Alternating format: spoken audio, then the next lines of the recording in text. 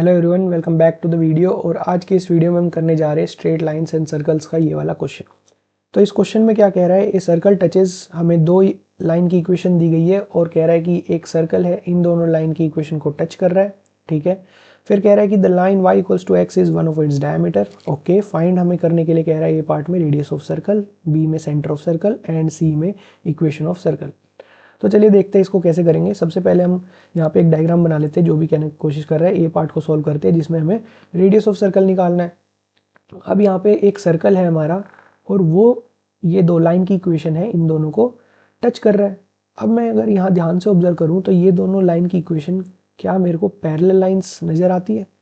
बिल्कुल। कैसे? क्योंकि मेरे को पता है A1/A2 इक्वल्स टू B1/B2 और नॉट इक्वल्स टू C1/C2। जब ये कंडीशन ट्रू होती है तो हमारी जो दोनों लाइन है होती है वो हमारी पैरेलल होती है। ठीक है, तो A1 क्या होता है? A1 होता है कोफिशिएंट ऑफ x, B1 क्या होता है कोफिशिएंट ऑफ y और C1 क्या होता है हमारा कांस्टेंट टर्म। तो इस तरीके से मैंने ऑब्जर्व किया तो मेरे को पता लगा कि ये तो दोनों पैरेलल लाइंस है। तो पैरेलल लाइंस को टच कर रही है सर्कल, तो इसका क्या मतलब है? तो एक लाइन हमारी कुछ ऐसे जा रही होगी और दूसरी लाइन हमारी कुछ इस तरीके से जा रही होगी, यानी कि ये जो सर्कल है ये हमारा इन दोनों पैरेलल लाइंस के बीच में आ गया। अब ये दोनों इन दोनों पैरेलल लाइंस के बीच में आ गया तो मैं क्या, यहाँ पे मेरे को फर्स्ट पार्ट में कह रहा है कि रेडियस निकालो सर्कल की। तो मुझे पता है दो पैरेलल लाइंस के बीच का परपेंडिकुलर डिस्टेंस क्या इस सर्कल का डायमीटर होगा? बिल्कुल होगा।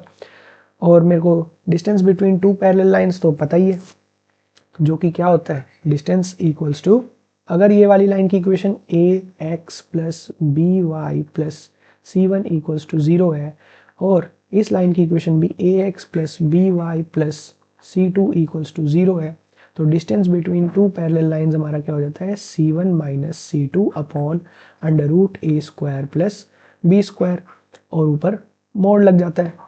अब यहाँ पे ध्यान देने वाली बात ये है कि यहाँ पे कोफिशिएंट ऑफ x और कोफिशिएंट ऑफ y दोनों लाइन की इक्वेशन में सेम होना चाहिए। ठीक है, पर यहाँ पे मेरी जो दो लाइन की इक्वेशन दी गई है, यहाँ पे कोफिशिएंट ऑफ x 3 है और यहाँ पे नीचे वाली लाइन की इक्वेशन में मेरा 6 है। तो मेरे को इसको सेम बनाने के लिए ऊपर वाली लाइन को 2 से मल्टीप्लाई कर दूँ तो ये दोनों सेम बन जाएंगे। ठीक है, कोफिशिएंट ऑफ x भी और कोफिशिएंट ऑफ y भी। तो ये दोनों लाइन की इक्वेशन को मैं दोबारा से एक बार लिख लेता हूँ। तो ऊपर वाली लाइन की इक्वेशन क्या बनेगी, 6x plus 8y minus 12 equals 0, और दूसरी लाइन की इक्वेशन तो एज इट इज़ रहेगी, 6x plus 8y minus 35 equals 0।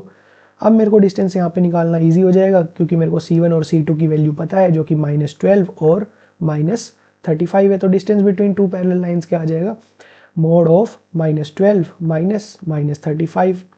ठीक है, और यहाँ पे मोड आ गया और नीचे क्या हो जाएगा, under root a square plus b square. ए क्या है हमारा, कोफिशिएंट ऑफ x यानी कि 6 का स्क्वायर, और b क्या है मेरा कोफिशिएंट ऑफ y जो कि मेरा 8, तो 8 का स्क्वायर। तो नीचे मेरे को 100 बनता हुआ नज़र आ रहा है और ऊपर मेरे सॉल्व करूँ तो ये माइनस माइनस प्लस हो जाएगा। तो 35 में से 12 माइनस किए तो मेरे बचेंगे 23। तो मेरा डिस्टेंस क्या आ जाएगा, 23/10। ठीक है, इसको सॉल्व कर लिया तो ये मेरा क्या आया, distance between two parallel lines. और मेरे को पता है इन दोनों के बीच का जो डिस्टेंस है वो मेरा सर्कल का डायमीटर है, सर्कल का डायमीटर। लेकिन ए पार्ट में मैं उसकी रेडियस निकालनी है, तो रेडियस क्या निकलेगी, डिवाइडेड बाई 2। तो 23/20 हमारी रेडियस आ गई। ठीक है, तो फर्स्ट पार्ट हमारा सॉल्व हो चुका है। अब हम चलते हैं अपने सेकंड पार्ट पे। यहाँ पे कह रहा है कि सेंटर ऑफ सर्कल निकालो। तो सेंटर ऑफ सर्कल निकालने के लिए हम एक बार नीचे डायग्राम बना लेते हैं और उसके बाद देखते हैं कैसे करेंगे इसको।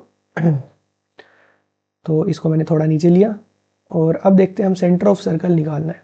अच्छा, सेंटर ऑफ सर्कल निकालने के लिए यहाँ पे मेरे को एक एक्स्ट्रा इन्फॉर्मेशन दी गई है, जो कि y equals to x line है, जो इसके वन ऑफ इट्स डायमीटर है। तो वन ऑफ इट्स डायमीटर कह रहा है, तो ये मेरे पास सर्कल है और यहाँ से अगर y इक्वल्स टू एक्स एक लाइन में ड्रॉ करूँ तो ये इसकी डायमीटर है, यानी कि ये इसके सेंटर से ज़रूर पास करती हुई जा रही है। और यहाँ पे मेरी दो पैरेलल लाइंस भी है जो कि सर्कल को टच कर रही है। ठीक है, तो अगर मेरे को y इक्वल्स टू एक्स, मेरे पास एक लाइन है जो कि सेंटर से पास कर रही है, एक और लाइन मिल जाए जो सेंटर से पास करेगी, तो क्या मैं उन दोनों लाइन की इक्वेशन को सॉल्व करके यहाँ पे सेंटर ऑफ सर्कल निकाल सकता हूँ? बिल्कुल निकाल सकता हूँ। तो अगर मेरे पास यहाँ से एक और पैरेलल लाइन मिल जाए, इन दोनों पैरेलल लाइंस के बीच में एक और पैरेलल लाइन मिल जाए, तो वो मेरी सेंटर से पास करेगी, और सेंटर से पास करेगी तो मेरे पास दो लाइन की इक्वेशन हो जाएगी, एक तो y इक्वल्स टू एक्स और एक ये वाली जो आएगी।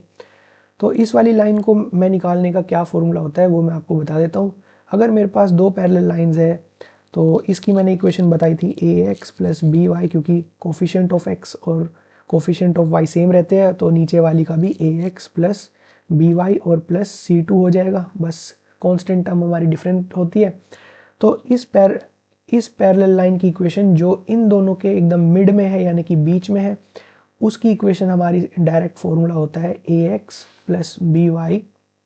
Coefficient of x coefficient of y same रहेंगे क्योंकि ये तीसरी लाइन भी हमारी पैरेलल ही है। बस हमारा c1 और c1 निकालने के लिए यानी कि c पार्ट निकालने के लिए हमारा एक फॉर्मूला होता है जो कि कुछ नहीं होता, मिड पॉइंट फॉर्मूला जैसे यूज़ कर सकते हैं। तो हम c1 प्लस c2 अपॉन 2 कर देंगे और इक्वल्स टू 0 लिख देंगे। तो इस तरीके से मैं लिख दूंगा।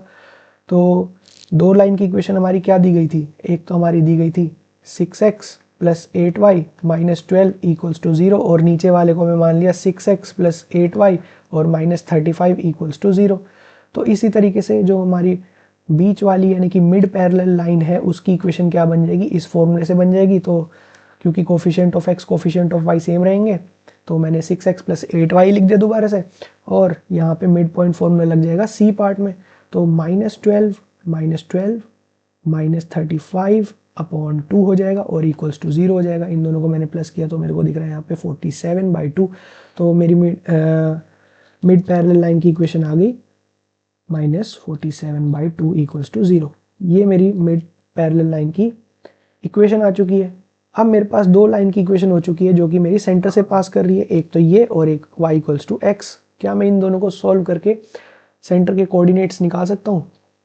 बिल्कुल निकाल सकता हूँ। तो मैं बोर्ड को थोड़ा नीचे कर लेता हूँ। तो यहाँ पे अब मैं सेंटर ऑफ कोऑर्डिनेट्स निकाल लेता हूँ। मैं y इक्वल्स टू एक्स रख देता हूँ। y इक्वल्स टू एक्स हमें दी गई है और हमारी दूसरी लाइन की इक्वेशन है 6x plus 8y minus 47/2 equals to 0। तो इन दोनों लाइन की इक्वेशन को मैंने सॉल्व किया तो मैं y इक्वल्स टू एक्स रख लेता हूँ। तो 6x plus 8x minus 47/2 equals to 0। तो इससे मेरा क्या बन जाएगा, ये मेरा बन जाएगा 14x और ये उस साइड चल जाएगा तो 47/2। तो x मेरा क्या आ जाएगा 47/28। ठीक है, और यहाँ पे x इक्वल्स टू y है तो y भी मेरा 47/28 ही बन के आ रहा है। तो मेरे को सेंटर के कोऑर्डिनेट्स मिल गए मेरे को, जो कि 47/28 47/28 है। तो सेंटर ऑफ सर्कल्स भी मेरे को मिल गए। तो मेरा बी पार्ट भी यहाँ पे कंप्लीट हो गया।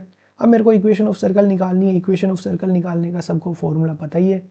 अगर मेरे पास सेंटर के कोऑर्डिनेट्स h, k है, ये सेंटर के कोऑर्डिनेट्स है, तो और मेरे पास रेडियस है r, तो मेरे इक्वेशन ऑफ सर्कल क्या होती है, x माइनस h का whole square plus y minus k का whole square equals to r square.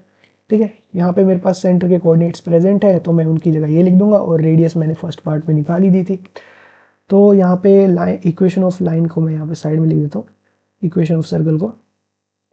तो इक्वेशन ऑफ सर्कल मेरी क्या बन जाएगी, x माइनस 47/28 का whole square plus y minus 47/28 का whole square equals to r square. r मेरा कितना निकला था 23y, ये देखो मेरा r कितना निकला था 23/20 निकला था।